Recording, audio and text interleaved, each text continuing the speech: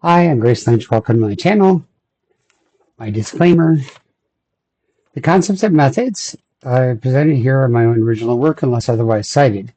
I'm not a licensed professional in any capacity. These are simply the tools I have developed and used to navigate my own life and circumstances. Any meaning, value, or applications work holds for you is entirely yours to determine. So this is the last video in the Language Box Perspective series, at least for now. So the last part is to wrap it up and show about the applications of it. So once I have a fifth mode of consciousness and it's a living experience in my mind, then it can become a locus of awareness from which to decide what meaning is happening. And so it was a lot of trial and error. When I was living out in the streets, it was about a year between when I dropped everything and I got tired of going to medical care where I was living and showing up and having doctors look at me through a lens of mental health, which was inaccurate, and not doing actual sciencey bits. I had situations where I'd come in for even cardiac issues, and my dad died at 49 of heart attacks, and all of his brothers, and my patriarchal grandfather, and yet I would show up sometimes and not get an EKG and not, because it would be assumed that it's something mental or psychosomatic. And when I found that I was being seen through a framework that was being grandfathered in from medical records without actually people talking and people using that ridiculous, stupid Occam thing, then I reasoned that I'm not going to get competent help where I am based on, I can't fight stories and mentalities that people have. It doesn't matter why they have it. It matters that I've got shit to do and a life to live. And I need effective care. So that means I've got to show up and you do your job and you don't look at me through some ridiculous narrative. So this would be a recurring theme, actually, in fighting against mentalities around being neurodiverse and other different things. So so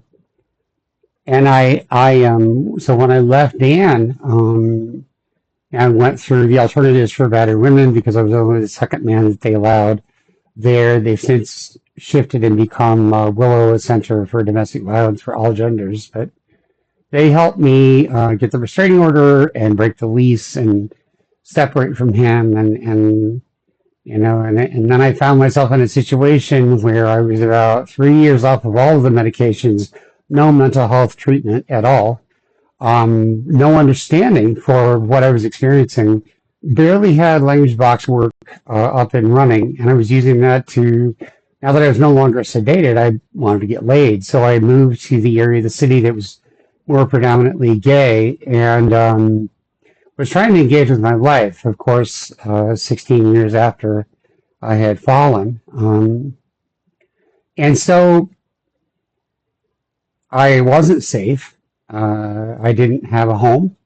And the people in my family didn't really understand. None of my friends understood because they looked at me through the mental health model as well. Nobody knew yet that I had brain injury. Nobody knew that I had autism. Nobody knew that I had synesthesia or aphasia or complex PTSD. And because I'm male, there was no awareness that I could experience domestic violence and no sense that I should be protected and helped and nurtured and guided to stability, even though other members of my family who were female, when they went through domestic violence, all the stops came out and we're going to save them and make them safe. But because I'm a male, there was nothing. And so I couch surfed for a while and found out I had lost all of my community. I didn't have mental health care. And when I showed up for medical care, I had doctors not do standard imaging and blood work and sciencey things that evidence-based instead of ridiculous subjective things. I actually had a doctor literally say when I asked him to do sciencey things around my blood pressure, well, I just want my patients to trust me, and I fired his ass. When I had the psychiatrist who took me off the meds resist for months, taking me off the last med, the Abilify, because even though its known side effect was insomnia, my sleep is completely fucked. kept wanting to be conservative and let's do more testing and find another doctor and then an insomnia specialist and 8 weeks of sleep boot camp. This was the key thing that taught me to shift my understandings of how I treated doctors and professionals. How it worked out actually was after months of my sleep being so disrupted that actually I'd wake up, I'd go to AA meeting. Well, I shouldn't say, well, yeah, I guess I could say that. I'm not saying affiliation by visiting the meetings.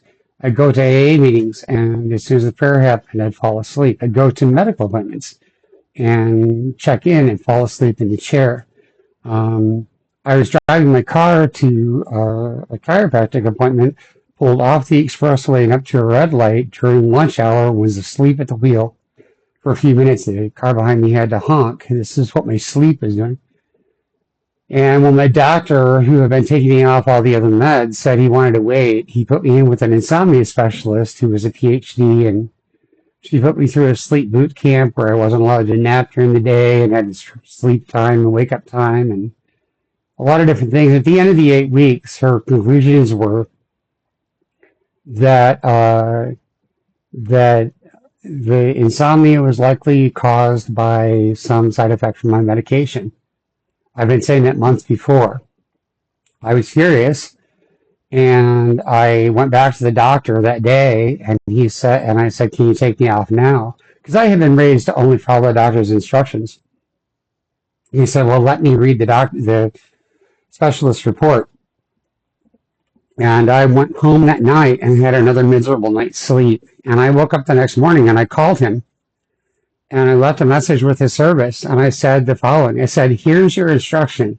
You will tell me how to go off of this medication now, summarily, without further discussion, or I will take myself off the medication and I will never see you again as a doctor, and you will refer me to another psychiatrist, or I will do without psychiatric care. Follow this instruction and call me back now, or you will never talk to me again." And so he did call me back that day and say, "You're on a low dose, just go off of it." And I did, and within about 3 weeks, my sleep was starting to return to normal, and I was absolutely furious that I had let this doctor hold my little hand and infantilize me for so many years. And based on that, months of insomnia, months of that kind of agony, all waiting for him to take the lead because I trusted him as the unquestioned authority, I never trusted that way again. So a couple years later, when I had a doctor not want to do blood pressure follow-up and cardiac follow-up because he just wanted his patients to trust him, I fired his ass. And the next doctor that I saw, when I got reestablished with care, I came into his office and said, "Look, you're an advisor to me. You know the information, but let's be clear. I am the head of my medical team. You advise me. If you're okay with that situation, we can establish doctor-patient thing. But you're not in charge of this. I am. You perform sciencey things, and you give me your best guess for treatment, and then I make the medical decisions, and that's simply how it is. If you consent to that, then this will be a condition for treatment moving on. I will never have that thing where the doctor just wants me to trust him and all that kind of infantilizing nonsense." But it was a very different approach to medical care. And when I found that I could not get competent medical care because of how I was being seen through this narrative of inaccurate mental illness, I didn't have a home and I didn't have community, I reasoned that it's better to go somewhere in the world where I'm not known at all than to stay where I am, where I'm being seen through a lens that I can't control. I can't fix somebody else's thinking. And I heard people tell me, this saying in recovery, wherever you go, there you are. And I could understand the mentality, but I also sort of feel like if I grew up in a place where it's a bad neighborhood, then nothing about accepting myself or not accepting myself changes my neighborhood. If it's a shitty neighborhood where they shoot at each other and get drunk and run up on the lawn and have screaming matches until 1 o'clock in the morning and hit their kids, no amount of self-actualization is going to fix that shit. And so I dropped what I had and I jumped on a plane, bought a ticket out west, and I started my wandering around the West Coast and up to Oregon and eventually back through New York City, and I got a brief stay in Bellevue, um, the Manhattan Men's Shelter, then a hospital in the Bronx or Queens, I can't remember which, and back to Rochester. During all that time, it was the lack of community and the lack of medical support and the lack of psychiatric support and the lack of a 12-step program that forced me to live from the center of this meaning building that I had accidentally stumbled upon in language box perspective work. Um, it was the only stable place that I found. It never misrepresented itself. It never claimed to be narrative meaning, but it never failed to speak from my experience.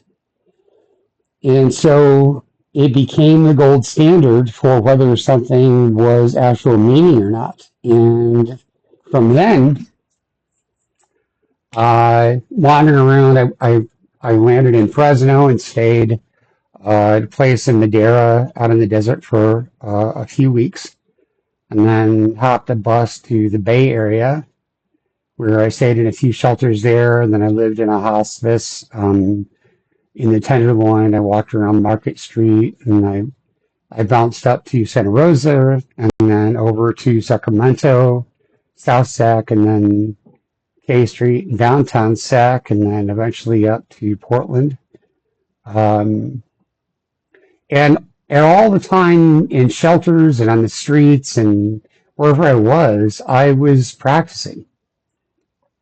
I would take in what people said, and when I spoke at all, I would listen to how it felt, and I would find how it had to mean to me in order for my life to be comprehensible. And I would take my time, and then I would figure out what words to apply to say something. And it was very slow at first, but all of this became the foundations of complex meaning. So that meaning from the last 15 years has had my experience of personal safety relative to meaning building and language building inside aphasia and my form of cognition, and what I can remember sort of like muscle memory from contexts that I had before I fell. Traditional forms of a priori logic, certain frameworks around syntax and formalizations of history and linguistics and social justice and economics and familial things and psychology. All these things, they sort of were in their memory, and then I could try to cobble them together, and that became my working meaning building and expressive language system. And it's all it had. So I build from the direct experience first, and then I apply the narrative later. And that's how I roll. It gave me the only foundation I've ever had, and it became like it's been part of my recovery process. And when I got with the VA, one of the first things I found inside and outside the VA is that there's no medical model for me, because apparently conditions I have only been studied pairwise, like autism and TBI, TBI and PTSD, autism and PTSD, autism and synesthesia, TBI and aphasia, but never the intersection of all of the conditions at once, and no aphasic care either. So I had a little bit of speech pathology stuff, but most of what I've had to build from there has been reestablishing confidence in my own patterns of language and my ability to express myself in a way that can be understood and reflected back in a way I can understand and feel and trust, not the other person. And that's been a very slow process. But out of that has emerged complex meaning of the different recovery modalities, and even this experimental aphasic prosthesis that I've been using AI with for about 18 months now, both ChatGPT and Gemini. So we'll get into those another time. And that wraps up about the language box perspective for now. So that's all. Thanks. Bye.